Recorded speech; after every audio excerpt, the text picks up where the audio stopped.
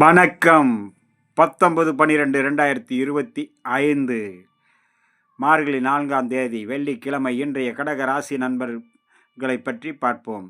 கடகராசி நண்பர்களுக்கு சர்வ காரிய ஜெயம், மனமகிழ்ச்சி, சாந்த சந்தோஷத்தை கொடுக்கும். அதே நேரம் வண்டி வாகனங்களில் பயணம் செய்யும்போது மிக மிக கவனத்தோடும் எச்சரிக்கையோடும் பொறுமையோடும் இருக்க வேண்டிய நாள். பயணத்தில் எச்சரிக்கை. வேலை செய்யும் இடத்தில் கவனமுடன் செயல்பட வேண்டும். மற்றபடி தெய்வீக அருளாலும் தெய்வ கடாட்சத்தாலும் சர்வ காரியம் விஜயமாகும். நினைத்தது நிறைவேறும். எண்ணங்கள் ஈடேறக்கூடிய நாள். ஆஞ்சநேயர் பெருமானும் அம்பாளுடைய வழிபாடும் சர்வ காரியத்தை ஜெயமாக்கும். குல தெய்வத்தினுடைய அருள் கடாட்சம் பரிபூர்ணமாக கிடைக்கக்கூடிய நாளாக இன்றைய நாள் அமையக்கூடும். கடகத்தில் வரக்கூடிய புனர்பூசம் 4ஆம் பாதம் அனைத்து விதத்திலும் பாதுகாப்புடன் செயல்பட வேண்டும். பூசம் நினைத்தது நிறைவேறும். எண்ணங்கள் ஈடேறக்கூடிய நாள். ஆயில்யம் சற்று பொறுமையோடு இருந்தாலும் அனைத்து வகையிலும் நன்மை வந்து சேரக்கூடிய நாளாக அமையக்கூடும். அடுத்ததாக நம்ம காண இருப்பது சிம்மராசி பலம். சிம்மராசியில் பிறந்தவர்களுக்கு சர்வ காரியத்திலும் ஜெயம் உண்டாகும். நினைத்தது நிறைவேறும். தடைகள் அனைத்தும் விலகும். புதிய முயற்சிகள் கை கொடுக்கும். செய்யும் வேலையில் ஆர்வம் கூடும்.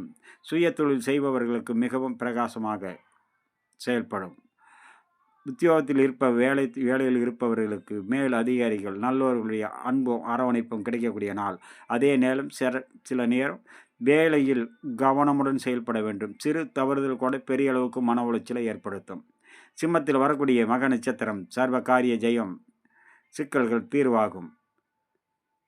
பூரம் சர்வ கஷ்டங்களும் விலகக்கூடிய நாள்.